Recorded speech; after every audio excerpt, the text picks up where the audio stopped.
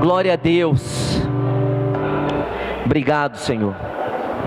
Amém, meus irmãos. Cada culto que passa, a gente está na presença do Senhor. É bom estar na presença do Senhor.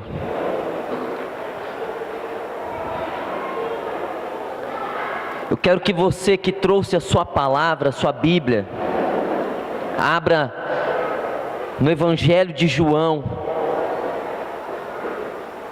no capítulo 17, no versículo 20.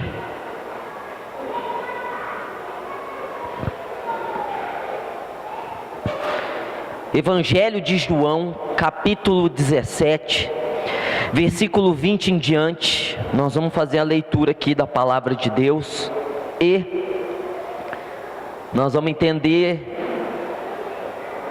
algumas coisas essa noite.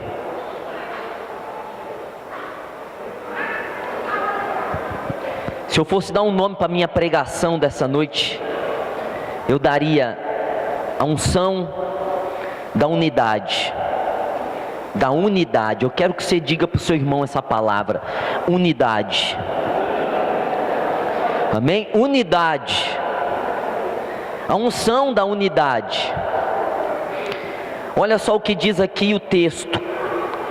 João capítulo 17, versículo 20, diz assim: eu não rogo somente por estes, mas também por aqueles que pela sua palavra hão de crer em mim, para que todos sejam um, como tu, ó Pai, o és em mim e eu em ti, que eles também sejam um em nós, para que o mundo creia que tu me enviaste. Amém? Meus irmãos, eu quero falar hoje da unção da unidade. Antigamente eu fazia uma confusão em respeito à união e unidade. O que é uma união? Eu achava que era a mesma coisa que unidade. As duas coisas eram o mesmo significado. Mas depois de passar anos e anos aqui na igreja, na casa de Deus, vendo de tudo que você possa imaginar no reino de Deus, eu comecei a entender o que é união, o que é unidade. União é um monte de gente unido em prol de um serviço, em prol de um projeto, em prol de uma meta. Isso é uma união. A unidade, ela é maior do que a união, porque a unidade é o propósito estar dentro de cada um. Um propósito só estar dentro de cada um. A união é todo mundo em torno, girando em torno de um propósito. Mas a unidade é o propósito dentro das pessoas. Eu vim entender que a união, qualquer um pode ter união. Brigado, com inveja, gente maliciosa, gente que não sabe trabalhar em equipe, gente que se acha melhor do que as outras, gente soberba, altiva. Tem um jeito de fazer as pessoas se unir por algum objetivo. Mas a unidade ela é maior do que a união, e nem todo mundo consegue ter um mesmo propósito, uma unidade, pensar, sentir de uma forma só. O maior problema da igreja, da nossa igreja aqui, de qualquer igreja, do evangelho, é a falta de unidade. Vamos chamar a falta de unidade de divisão. As divisões que nós temos, sabe, essas divisões que nós fazemos dentro da igreja. Alguns chamam de panelinha, outros chamam de grupos sociais. Mas a pior coisa que tem dentro da igreja e do evangelho é a divisão, a separação de pessoas. É triste isso. Maomé, o profeta do islamismo, nós vimos há 2 semanas atrás os seguidores de Alá matando um monte de pessoas na França. Nós vimos os seguidores de Alá derrubando torres nos Estados Unidos há 11, 12 anos atrás. Maomé, que foi o criador do islamismo, Maomé, um homem comum, diz que teve uma visão com um anjo Gabriel, e o anjo Gabriel lhe passou ensinamentos, e ele escreveu esses ensinamentos em folhas de bananeira. E com o tempo Maomé deu o nome a esses ensinamentos de Alcorão. E o Alcorão é um livro que fala de Jesus, que fala de Moisés, que fala de Abraão. É um livro que coloca o islamismo acima do judaísmo e acima do cristianismo. E Maomé começou a pregar o islamismo. Islamismo quer dizer aquele que é submisso a Deus.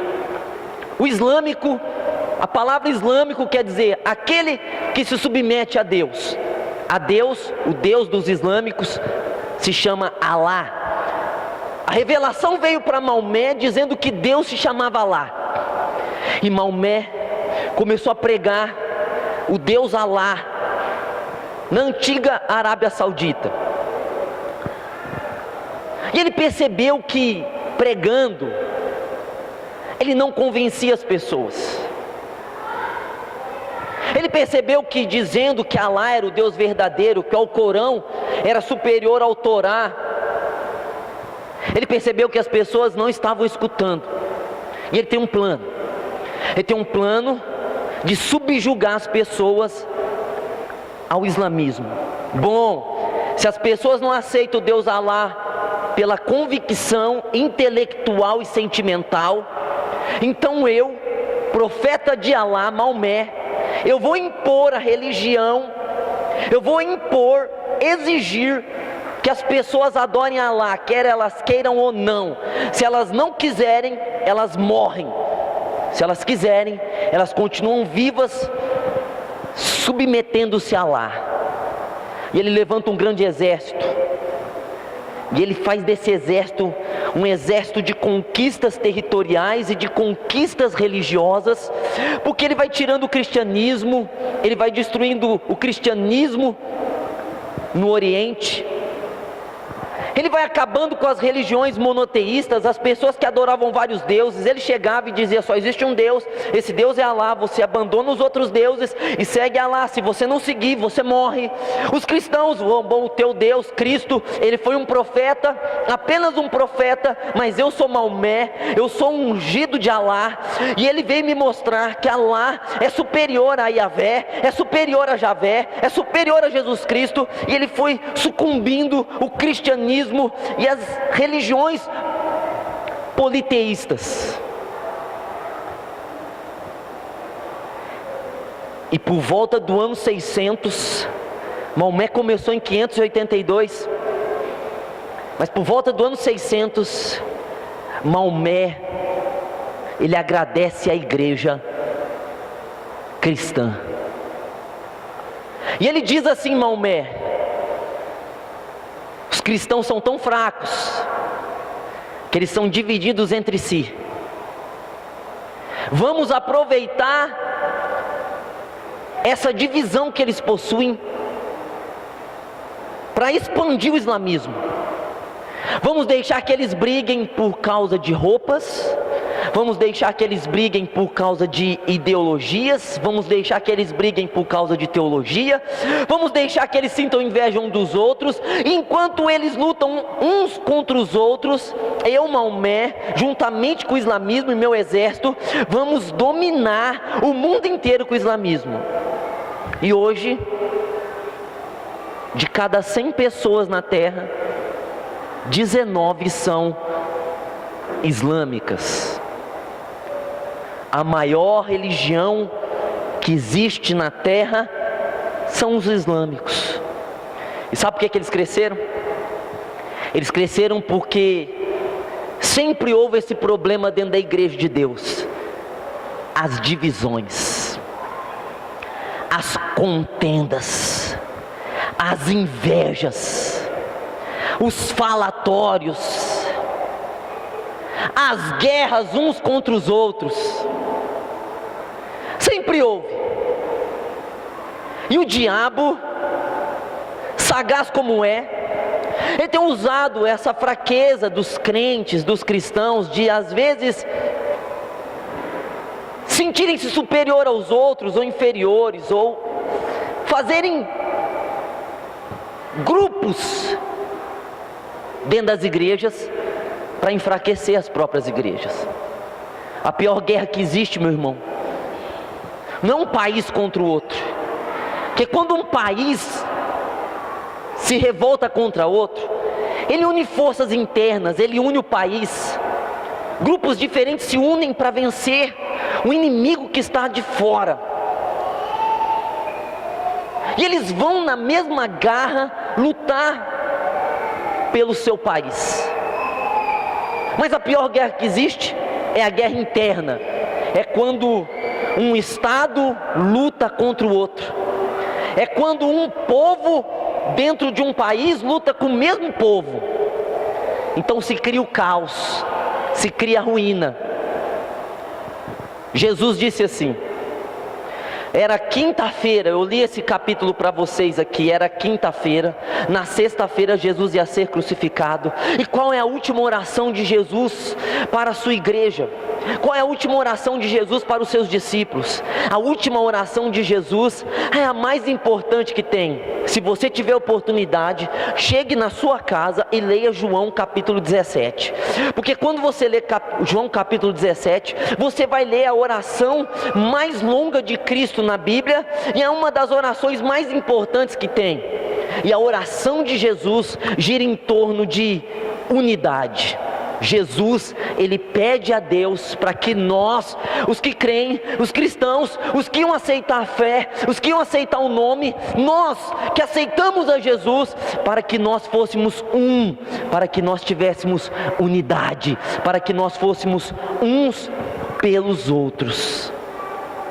É a oração de Jesus. Jesus poderia ter orado assim: Pai, os enriqueça, para que eles tenham a riqueza do mundo, e através da riqueza do mundo, o dinheiro, o ouro, a prata, o capitalismo do mundo, eles possam conquistar o mundo, e o mundo possa saber que eu vi. Não foi assim que Jesus orou. Jesus poderia ter orado assim também: Pai, por favor, permita que a igreja tenha uma unção tão grande de cura, que todos os enfermos da terra sejam curados ao receberem uma oração de algum dos meus discípulos, para que o mundo creia que o Senhor enviou. Não foi a oração, a unção da cura que Cristo pediu. Ele poderia ter pedido várias outras coisas. Pai, eu rogo para que a minha igreja não deixe mais ninguém morrer. Quem morrer, entre na igreja, ressuscite e tenha um milagre tão espantoso assim, para que o mundo creia. Não foi assim que Jesus orou. Jesus orou assim. Essa foi a oração de Jesus, para que eu e você fôssemos um, para que o mundo saiba que Jesus veio. Bom, meus irmãos, Jesus sabia que se nós fôssemos unidos, o mundo iria descobrir o poder do Evangelho. Jesus sabia que se não houvesse invejas no nosso meio, disputas, intrigas, o mundo saberia que Jesus veio à terra. E porque Jesus sabia disso, ele pede ao Pai, ele diz ao Pai: eu rogo para que eles sejam um, como eu e o Senhor somos um. Jesus estava querendo dizer: Deus, eu peço que o povo que vai te aceitar, eles possam ser tão humildes, eles possam ser tão quebrantados, que eles possam amar uns aos outros, como eu amei a eles. Jesus estava orando assim: Pai, eu te peço que o Senhor faça com que os que vão me aceitar possam interceder uns pelos outros, orar um pelos outros, estar na brecha um dos outros, suportar uns aos outros. Foi essa a oração dele. Mas o diabo, ele conhece a Bíblia mais do que eu. Se tivesse um debate, colocasse Satanás aqui, qualquer outro pastor, Satanás vence qualquer pastor, porque se tem alguém que conhece as Escrituras, esse alguém é Satanás. Satanás é pai nas Escrituras. Não é à toa que ele usa as Escrituras para perverter os caminhos. Satanás, conhecendo as Escrituras, ele viu que Cristo pediu a Deus. Cristo pediu unidade para Deus, para que a igreja fosse unida, para que a igreja tivesse um só espírito, um só propósito.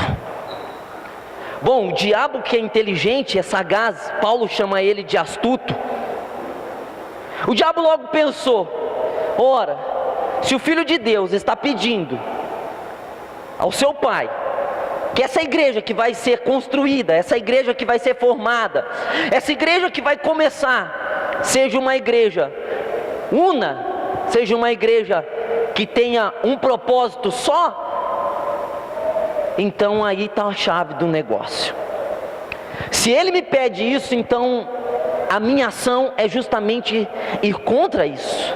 Eu tenho que fazer com que essa oração não aconteça no meio da igreja. Então, meus irmãos, vamos pensar comigo aqui. Eu vou fazer umas colocações e vocês vão pensando. Você já pensou assim? Eu não vou com a cara desse fulano? Olha, eu não vou muito com a cara desse irmão. Você já pensou assim? Esse fulano aí não quer nada com Deus. Você já pensou assim? Eu aceito que o pastor fale comigo. Ah, mas se aquele obreiro falar comigo, eu não respeito. Já veio na sua mente esse termo assim: eu não concordo? Eu não concordo. Eu acho que está errado. Já veio na sua mente: ah, mas é só paz para essa pessoa, só paz.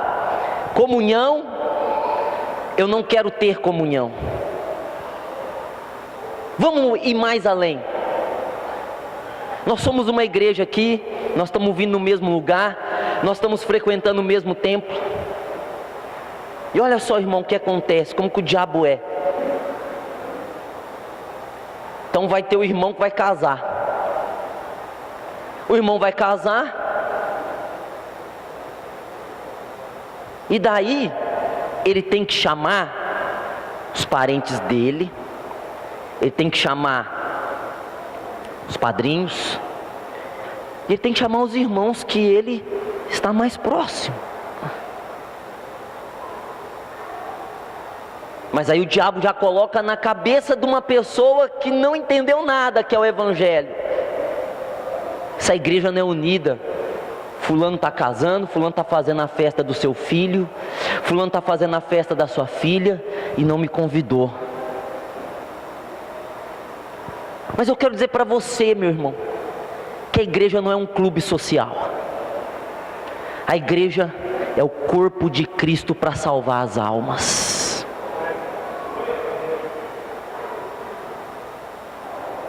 A igreja, saibam que Jesus veio a essa terra para salvar. Tudo na nossa vida, isso é unidade. Jesus orou para isso. Tudo na nossa vida tem que girar em torno disso. Nós vamos prosperar. Por que nós vamos prosperar, irmão? Se você faz parte do corpo de Cristo, se você foi salvo, se você deixou de ser cidadão só dessa terra e agora você é cidadão do céu também. Qual o motivo da sua prosperidade? Bom, 2 pontos. O motivo da minha prosperidade é eu glorificar o nome do Senhor Jesus Cristo.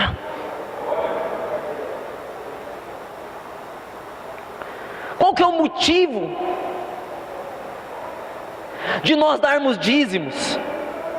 Glorificar o nome do Senhor Jesus Cristo.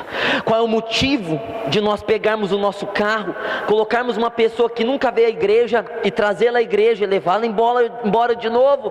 É glorificar o nome do Senhor Jesus Cristo. Não pode haver outro motivo. Nós não podemos ter outra motivação. Nós temos que ser um nesse sentido. E isso tem que nos unir. Existem muitas coisas para nos desunir. Existem muitas coisas para fazer com que nos separemos uns dos outros. Mas existe um propósito que, se estiver dentro de nós, nos une, que é o propósito do Espírito Santo. E o propósito do Espírito Santo é salvar as almas. Esse propósito tem que estar acima do meu gosto. Esse propósito tem que estar acima das minhas vontades. Esse propósito tem que estar acima do meu nível social, de quem eu acho que tem que andar comigo, estar na minha casa ou não. Esse propósito tem que estar dentro de mim, acima de todas as outras coisas, porque esse propósito não é o meu propósito, não é o propósito do diabo, não é o propósito só da igreja, é o propósito do Espírito Santo de Deus que está aqui nessa terra. Mas o diabo quer que nós falemos uns dos outros. O diabo quer que nós glorifiquemos os defeitos uns dos outros. Se nós formos pegar por defeitos, nós não vamos ser amigos de ninguém, nós não vamos gostar de ninguém, nós não vamos ter amizade com ninguém, porque ninguém nessa terra é perfeito, porque ninguém nessa terra pode ser uma amizade perfeita, um amigo perfeito, um companheiro perfeito, um pastor perfeito, um obreiro perfeito, um crente perfeito. Não existe pessoas perfeitas, existem pessoas imperfeitas. É por isso que nós estamos aqui na igreja, não porque nós somos perfeitos, mas porque nós buscamos aquele que é perfeito. E só tem um que é perfeito, se chama Jesus Cristo de Nazaré. Eu só conheço esse. Você conhece alguém mais? Agora nós queremos que os outros sejam perfeitos conosco, e nós não somos perfeitos com os outros. Irmão, se Deus pudesse dar o poder de ler pensamentos, ninguém ia ser amigo de ninguém, porque todo mundo já pensou mal da outra pessoa. Se Deus desse o poder de ler mentes aqui, e você pudesse ler a minha mente, eu pudesse ler a sua mente, eu não ia ter amizade com você, você não ia ter amizade comigo, porque nós não somos perfeitos. Se Deus pudesse, se então abrisse uma janela e fosse revelado o que você conversa no seu quarto, em secreto, em segredo, as conversas que você conversa no seu quarto em segredo, seriam boas e positivas para as outras pessoas? Não, você sabe que não seria. O fato é que nós somos imperfeitos, e nós vivemos no meio de pessoas imperfeitas. Diga aí para o seu irmão, você é imperfeito. Diga aí para ele. Eu vejo pessoas dizerem assim: o que eu odeio é falsidade. Gente, se tem uma coisa que eu odeio é falsidade. Você nunca foi falso com ninguém? Olha, o que eu odeio é mentira. Olha, se mentir para mim, você nunca mentiu para ninguém. Olha, o que eu odeio é fofoca. Eu tenho ódio de fofoca. Você nunca fofocou com ninguém? Nunca. Olha, eu tenho raiva de gente invejosa, mas você nunca invejou. Eu tenho raiva de gente que se acha, mas você também nunca se achou. Não tem como nós apontarmos o dedo um para os outros, porque o nosso dedo não tem moral para apontar para ninguém. Nós somos todos do mesmo pó. nós somos todos dos mesmos elementos, nós viemos do pó, e por isso que eu estou aqui na igreja. Eu quero louvar a Deus, porque até hoje eu estou aqui na igreja, porque até hoje eu reconheci que eu sou perfeito em Deus. Fora de Deus, eu sou uma lástima, e eu só estou aqui na igreja até hoje, porque entendi que eu não sou perfeito, e que as pessoas ao meu redor não são perfeitas, e que eu erro com as pessoas, e as pessoas erram comigo, e não é porque as pessoas erram comigo que eu vou deixar de amar elas, e se elas vão deixar de me amar porque eu errei com elas, então o amor que elas têm nunca foi amor verdadeiro, porque o amor verdadeiro suporta, crê e espera. Você pode dizer para o teu irmão: me ame do jeito que eu sou. Diga para ele, diga mais alto: me ame do jeito que eu sou.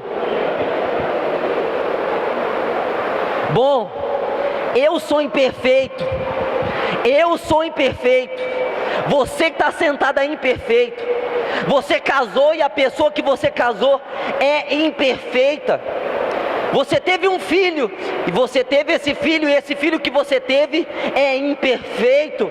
Você pode ser um avô, uma avó, e o seu neto é imperfeito. Você teve filhos e netos, você está numa família, e a sua família não é perfeita. Você não é perfeito. Os que te fizeram pai e mãe não são perfeitos. O que você gerou não é perfeito. Nada ao nosso redor é perfeito. Nada. A começar de nós. Bom, eu não sou perfeito. Quem me gerou, meu pai e minha mãe, não é perfeito. Eu gero filhos que não são perfeitos. Eu terei netos que não serão perfeitos, todos cheios de falhas, todos que um dia podem ser falsos, mentirosos, ou fofoqueiros, ou invejosos, ou soberbos. Qualquer dessas coisas. Todos nós estamos tendidos a isso. Todos nós. Aí, você senta na igreja e começa a falar que a igreja é cheia de defeitos. Ah, essa igreja é cheia de defeitos. Ah, essa igreja tem defeitos.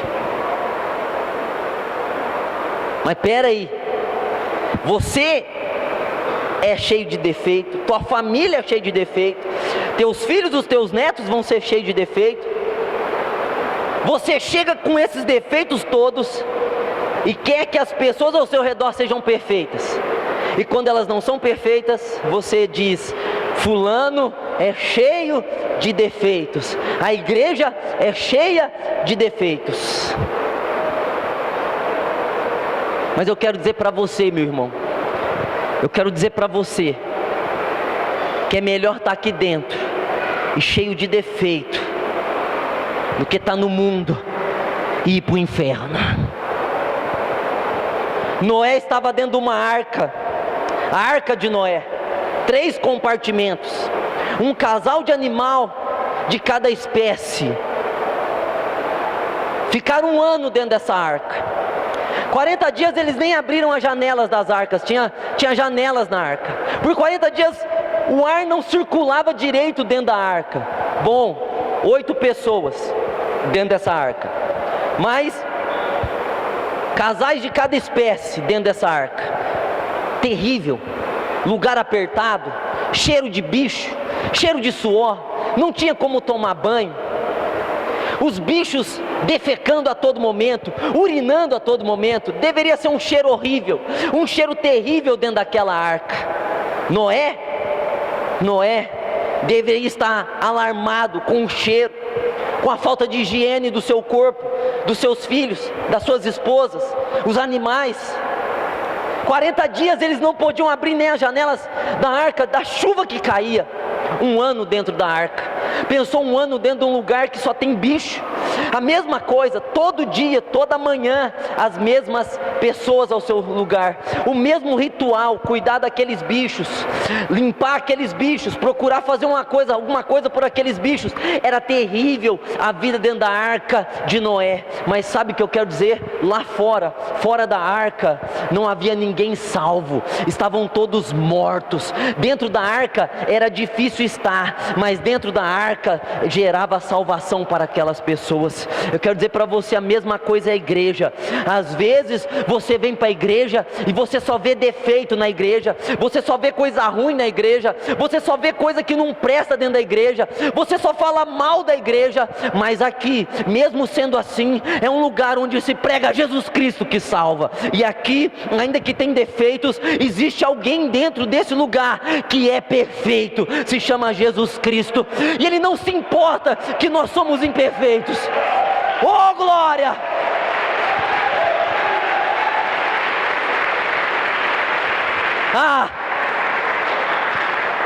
Eu nunca vou defender a igreja e dizer que a igreja é perfeita, porque eu seria um hipócrita, eu seria um fariseu se eu dissesse que existe uma igreja perfeita, ou a qual eu presido, eu sou o pastor, essa igreja é perfeita porque eu sou o pastor dessa igreja. Não, eu não tenho coragem de falar isso, que essa igreja é perfeita, mas eu tenho coragem de falar uma coisa, eu tenho coragem de falar que alguém perfeito está no nosso meio, Jesus Cristo, Ele é perfeito.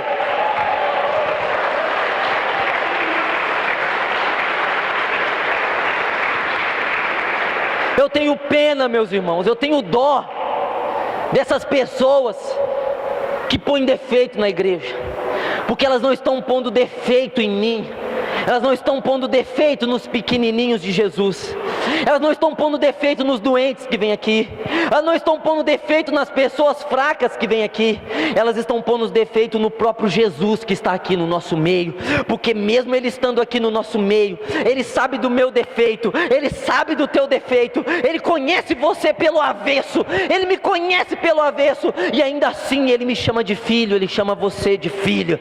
Olha, você tem que entender uma coisa, que o Espírito Santo não está aqui essa noite porque nós somos santarrões, porque nós somos perfeitos, porque nós somos melhores, porque nós somos impecáveis, porque nós vivemos todas as coisas certinhas. Não, ao contrário, o Espírito Santo só está aqui porque nós estamos num tempo que se chama tempo da graça de Deus, nós estamos no tempo do favor que nós não merecemos de Deus.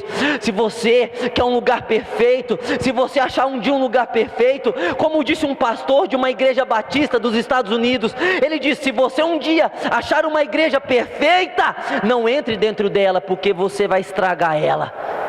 Você é imperfeito, eu sou imperfeito. Eu me sinto humilde diante de Deus, porque mesmo eu imperfeito, mesmo eu irado,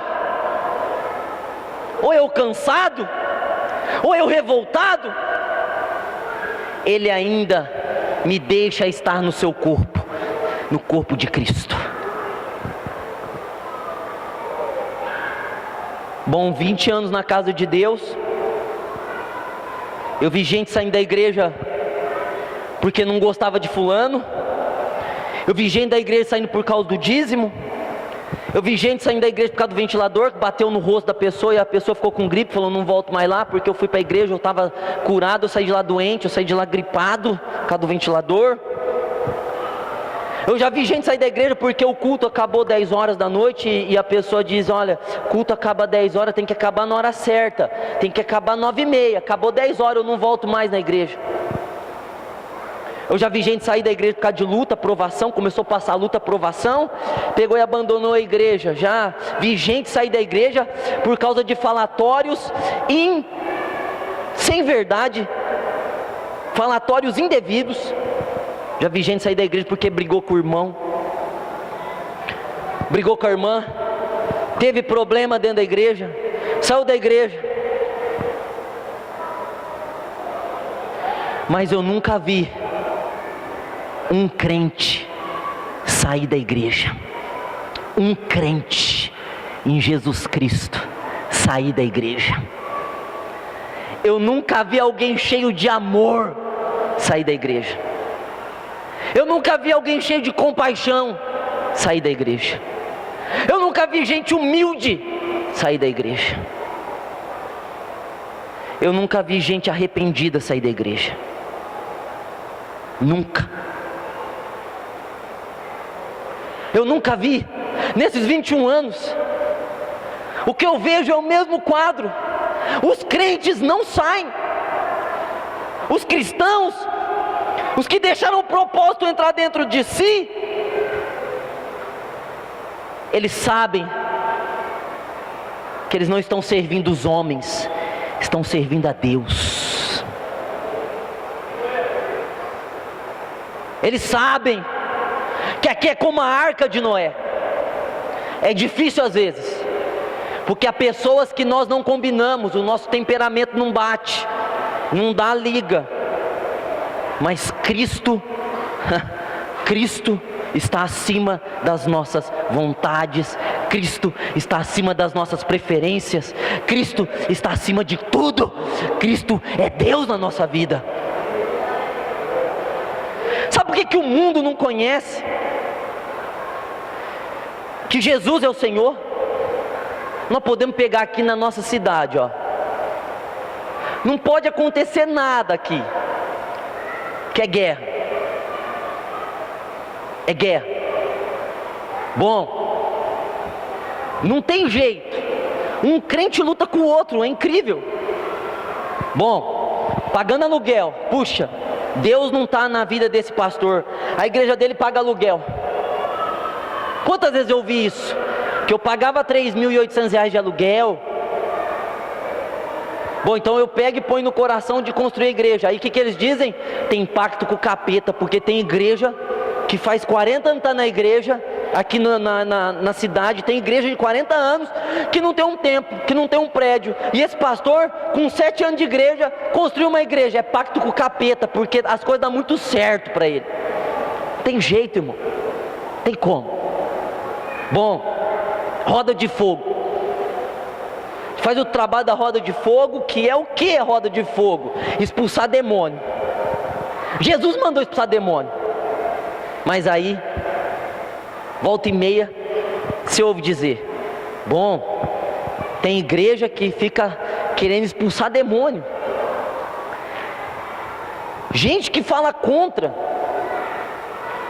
Outro dia a irmã veio em mim e falou assim: ó, pastor, o pastor fulano de tal profetizou na minha mãe e falou para não ir mais vir aqui no avivamento, porque a roda de fogo é do capeta. Aí eu penso, puxa vida, né? Se é do capeta, por que ele cai aqui e cai com cãibra? Por que ele cai gritando aqui se é do demônio? Me fala. Bom, mas já fala, é uma obra do diabo. A pessoa vai lá, fala para outra, porque o diabo sabe que a outra vai falar para mim poder ficar nervoso, irado e também falar. E aí não para mais, aí o bicho pega. Aí, bom, já que estão falando da roda de fogo, eu conheço a igreja fulana de tal, eu vou meter o pau nela também. Bom, eu já estão falando mal de mim também. Ah, fulano que não sei o que também não consegue construir uma igreja, vou falar mal dele. É o que o diabo quer, que a gente fique falando mal um dos outros, falando que uma igreja não presta, que a outra presta, que uma é boa, que outra não é.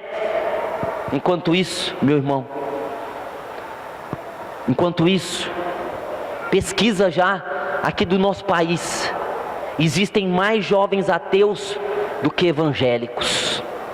19% dos jovens do Brasil são ateus, 14% são evangélicos, 14%. Ah, por que os ateus estão crescendo? Por que o espiritismo está crescendo? Hoje você faz macumba pela internet. O satanismo está crescendo. De primeiro sabia que o fulano era do terreiro porque era o pai de santo. Hoje qualquer um pode ser pai de santo. Hoje qualquer um pode acender uma vela porque se ensina isso. Os jovens estão envolvidos nessa feitiçaria toda. Porque, irmão, porque o povo de Deus está unido. Nós devemos nos unir, meus amados. Sabe, tirar nossas diferenças. Porque as pessoas que saíram daqui dessa igreja e foram para outras, elas já estão caçando um jeito de ir para outra. Por quê, pastor? Porque não é o lugar. As pessoas têm que renunciar a si mesmas, por amor a Cristo. Se você que está aqui, nós nos dedicássemos a ganhar as almas, não ia ter 250 pessoas aqui, ia ter 500. Ia ter muito mais. Mas nós ficamos, eu não concordo, eu não aceito. Nós ficamos divididos dentro da nossa própria casa.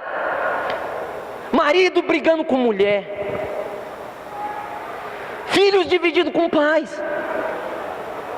E Jesus deu esse princípio, meu irmão. Jesus falou isso claramente: um reino dividido, não pessoas que se dividem, elas caem, não vai para frente. Nem o reino de Satanás é dividido, eles são unidos no propósito de matar, roubar e destruir.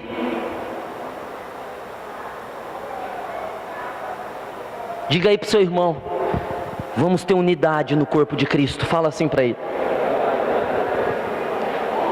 Eu quero ler um outro capítulo para você. Você que trouxe a Bíblia, abre em Atos capítulo 4.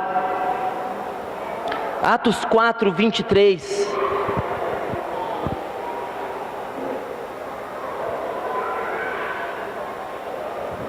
Atos capítulo 4, versículo 23.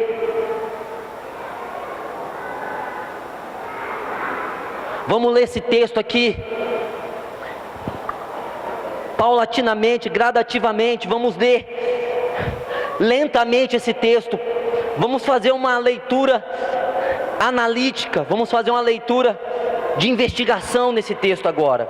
Vamos ler devagar esse texto, Atos 4, 23 em diante. Diz assim: soltos eles foram para os seus e contaram tudo o que lhes disseram os principais sacerdotes e os líderes religiosos do povo. Amém? Os apóstolos foram presos, foram julgados. O sinédrio, que era a autoridade daquele tempo, a junta de ancião que compunha a autoridade daquele tempo, o juízo, disse aos apóstolos: não preguem mais o evangelho, não falem mais do evangelho, vocês estão proibidos de falar o evangelho. Vamos soltar vocês. Soltos os apóstolos, eles vêm para a igreja. A igreja tinha 8.000 pessoas nesse tempo, mais ou menos 8.000 pessoas. Eles são soltos, eles vêm para a igreja. E aí diz o versículo 24: ouvindo eles isto, juntos levantaram a voz a Deus em oração. Bom, os apóstolos chegam na igreja e dizem assim: gente, igreja, 8.000 pessoas, faz a reunião. Quero dizer para vocês que os anciões, as autoridades, disseram para não pregarmos mais.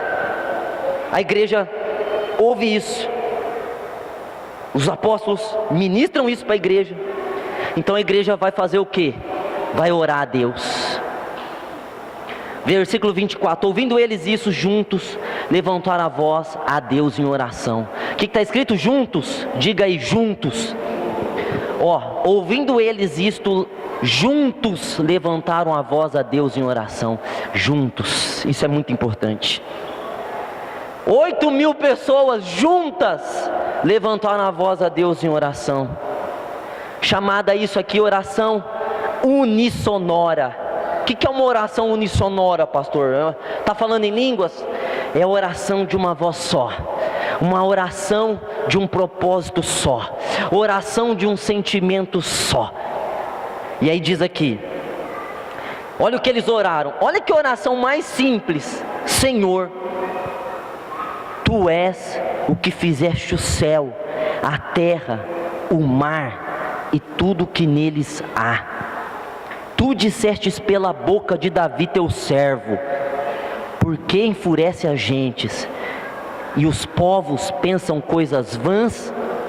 Levantaram-se os reis da terra e os príncipes se ajuntaram de uma só vez contra o Senhor e contra seu ungido, verdadeiramente contra o teu santo filho Jesus, que tu ungistes.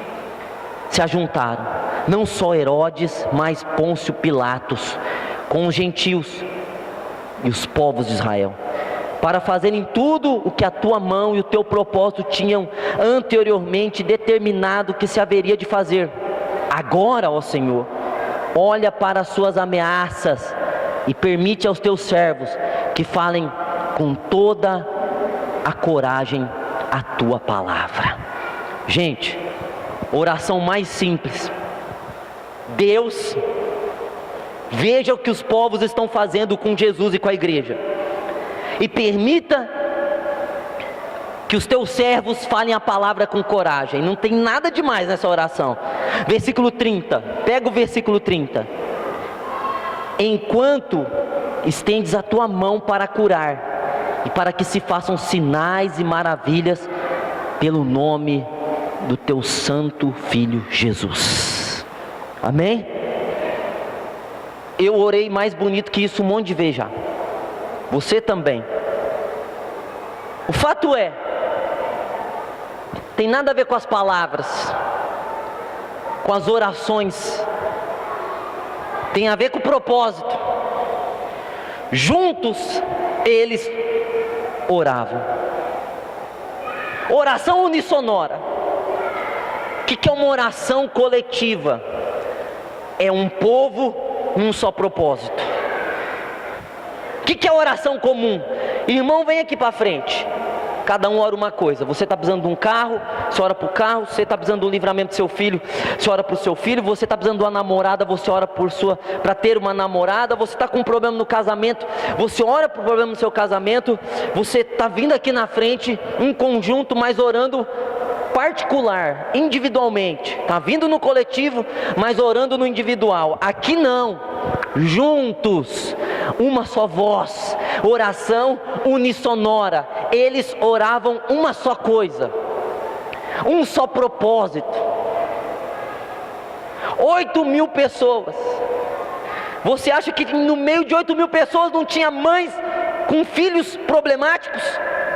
No meio de 8.000 pessoas não tinham pessoas com problemas financeiros? No meio de 8.000 pessoas não tinha gente sofrendo um monte de situações? Tinha. 8.000 pessoas.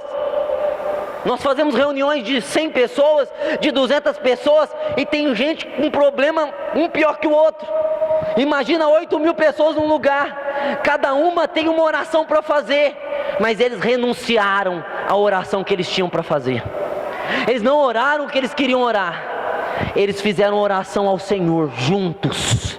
Isso tem toda a diferença, porque isso está mostrando um princípio da unidade, o propósito do corpo de Cristo dentro deles. 8.000 pessoas, não tinha gente que estava problema, gente que brigava, gente que fofocava. Não tinha guerra dentro de uma igreja de 8.000 pessoas? Tinha. Mas essa igreja entendeu o propósito do corpo de Cristo na terra. Uma ameaça: não preguem mais. Uma oração de 8.000 pessoas, simples. E o versículo 31, o Atos 4:31, eu quero que você acompanhe o versículo 31. O versículo 31 diz aqui: tendo eles orado, amém, irmãos? Tendo eles orado, amém, irmãos? Tendo eles orado, moveu-se o lugar em que estavam reunidos, e todos foram cheios do Espírito Santo e anunciaram corajosamente a palavra de Deus.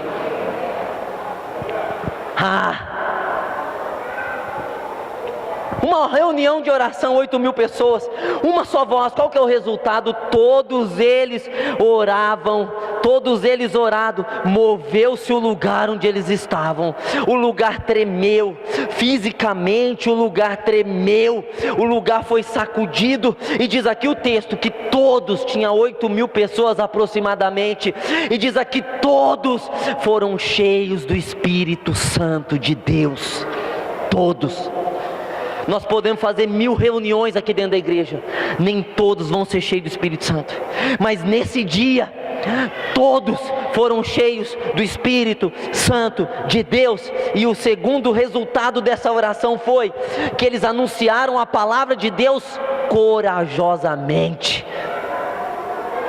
Aleluia! Uma oração que você faz, mas quando você se une no corpo, e você renuncia a si mesmo, pelo corpo de Cristo, você deixa de ter uma unção de salvação. Se você é um pastor, um profeta, um apóstolo, um mestre, o que seja, você deixa de ter uma unção ministerial e você passa a receber a unção do corpo de Cristo, do próprio Cristo. E aí, irmão, não há barreiras que possam nos segurar, não há demônios, não há miséria, não há problema, não há dívida que não possa nos segurar. Amém? Diga quem confirma, diga amém. Quando você lê esse livro de Atos, você vê pessoas que não falam do demônio, pessoas que não têm medo do demônio, pessoas que não murmuram, pessoas que vão para todo lado pregando, pessoas que não têm falta de nada, pessoas prósperas, pessoas felizes, pessoas abundantes, pessoas abençoadas. E aí você pergunta, por que essas pessoas eram desse jeito? Porque pessoas que não tinham falta de nada, que não tinham carência de nada, tinham tudo, dava certo para elas. Por que acontecia isso com elas? E nós murmuramos, e nós somos oprimidos pelo demônio. O demônio está ali, pastor, o demônio está aqui, pastor, nosso demônio me oprimiu hoje, o demônio está nas minhas costas, pastor, eu senti o demônio aqui agora, pastor, o demônio está me perturbando. Por que nós somos assim, influenciados pelo demônio? Sabe por quê, meu irmão? Essa igreja era cheia do Espírito Santo. Sabe por que essa igreja era cheia do Espírito Santo? Porque eles deixaram de ser individuais, eles deixaram de pensar só em si próprios, e eles passaram a pensar no corpo de Jesus Cristo, nosso Senhor. Quando, meu irmão, nós vamos sair da inocência e achar que nós somos e os outros não são? Quando nós vamos deixar de sair da meninice e criancice espiritual e só pedir para nós mesmos, achando que nós vamos ser atendidos mais rápidos, se nós fizermos orações específicas em prol de nossas guerras e nossos problemas? Irmão, se nós nos unirmos no mesmo espírito, na mesma fé, no mesmo propósito de ganhar almas, você não precisa nem orar mais para a tua vida. Você não precisa mais nem pedir nada para Deus. Nada, você não precisa ficar mais preocupado com nada. Você buscar o reino de Deus e a sua justiça, essas outras coisas que você busca, vai ser acrescentada. Você não precisa temer nada. Se você entrar no propósito de Deus, de ganhar as almas, de ser um no corpo de Cristo, a tua vida não vai mudar, a tua vida já mudou. Ah, pastor, mas está uma amarração, está um trem, um troço. Não tem problema, irmão. Se você entrar no corpo de Cristo, o lugar onde você está vai se mover, vai tremer. Mas o fato é, meu irmão, nós estamos pensando no nosso umbigo só. Ninguém pode tocar em nós. Se alguém falar mal de nós, se não acontecer isso, aí eu preciso desse negócio, gente, me ajuda nisso, eu preciso disso. É muita gente, é muito eu, é muita egolatria. Não tem aí idolatria? De ídolo, latria, de veneração. Tem a egolatria, ego. Tem o egocentrismo. Nós idolatramos muito a nós mesmos. E nós vivemos muito nessa idolatria, nesse egocentrismo. E viver no egocentrismo, o ego no centro, é garantia de vazio, de guerra. Mas se você pôr Cristo no centro da sua vida, coloca Cristo no centro da sua vida. Seja uma pessoa cristocêntrica para você ver. Seja uma pessoa cristocêntrica. Coloca Cristo no centro para você ver. Não vai ter falta de nada. Eu quero convidar você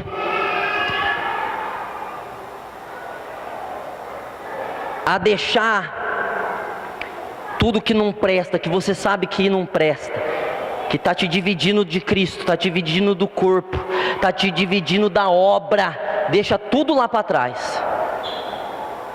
E tem um propósito: o de glorificar o nome do Senhor Jesus. Um propósito: glorificar o nome do Senhor Jesus. O propósito do Espírito Santo: glorificar o nome de Jesus.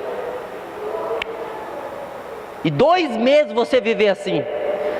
2 meses você viver assim. Você tem 40 anos. Viveu 40 anos para si próprio. Viva 2 meses para Cristo. E veja a diferença depois desses 2 meses. Se vai valer a pena você viver como você está vivendo esses 40 anos,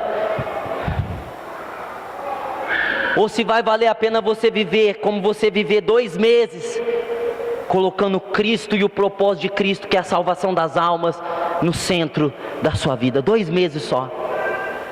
Só 2 meses.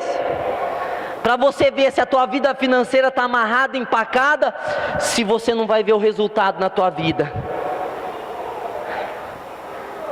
Se as coisas que não dão certo, se o demônio que tanto te oprime, se ele vai conseguir continuar te oprimindo, se você deixar de ser egolátrico e ser cristocêntrico. Nada pode te segurar, irmão, se você colocar Cristo no centro da sua vida. Se o corpo de Cristo, se você estiver insertado no corpo de Cristo. Quero que você coloque a mão no seu coração agora, e você feche os seus olhos. Você feche os seus olhos agora por esse momento, só por esse momento.